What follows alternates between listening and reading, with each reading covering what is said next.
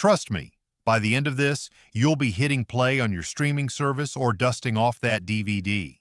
And don't worry, I'm not going to spoil a single plot point. We're keeping it fresh and exciting so you can experience the magic yourself. Let me start by painting a picture for you. Imagine a world where superheroes are as real as you and me, but they've been forced to hang up their capes and live ordinary lives. That's the setup for The Incredibles, a film that blends action, comedy, family drama, and a touch of satire on superhero tropes. It's the kind of movie that appeals to kids with its vibrant animation and thrilling sequences, while adults nod along to the clever writing and relatable themes. Why should you watch it? Well, in a sea of superhero films today, this one stands out as a pioneer that feels timeless.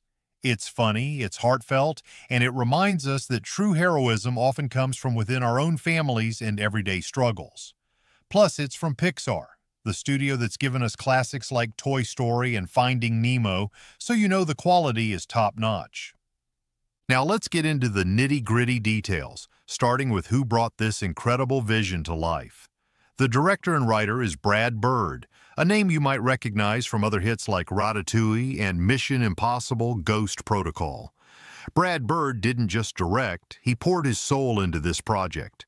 Born in 1957 in Kalispell, Montana, Bird grew up with a passion for animation, inspired by Disney films. He started his career at Disney as an animator on movies like The Fox and the Hound in 1981, but he left to pursue more ambitious ideas. Before The Incredibles, he directed The Iron Giant in 1999, which was a critical darling but a box office underperformer. That experience fueled his determination for this film. Bird pitched The Incredibles to Pixar after they approached him, and it became his first project with them. He even voiced one of the most memorable characters, which we'll get to later. His direction style is all about blending high-stakes action with emotional depth, drawing from influences like James Bond films, comic books, and classic spy thrillers. Bird's attention to detail in animation makes every frame feel alive. Think dynamic camera work that mimics live-action cinematography, which was groundbreaking for animated films at the time. Speaking of the studio, The Incredibles was produced by Pixar Animation Studios and distributed by Walt Disney Pictures. This was Pixar's sixth feature film, released on November 5, 2004. At the time, Pixar was on a hot streak, but this movie marked a few firsts for them. It was their first film to feature an entirely human cast of characters. No toys, bugs, or fish here. It was also their longest film up to that point, clocking in at 115 minutes, which allowed for a richer story. The production took place at Pixar's headquarters in Emeryville, California, where a team of over 200 artists, animators, and technicians worked tirelessly for about 4 years. The animation process was innovative. They used a new system called subsurface scattering to make the character's skin look more realistic, especially for the supersuits and facial expressions. Bird insisted on practical inspirations too, like studying how cloth moves in real life for the capes and costumes.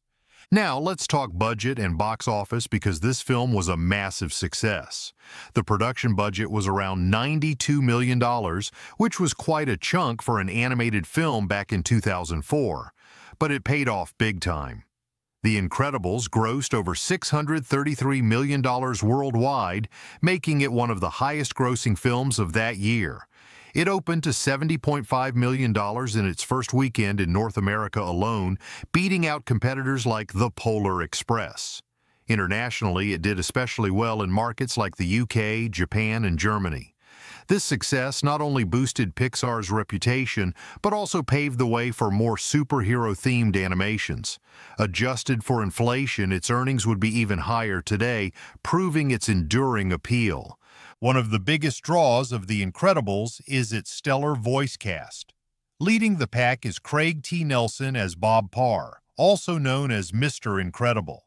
Nelson, born in 1944 in Spokane, Washington, was already a seasoned actor from shows like Coach and films like Poltergeist.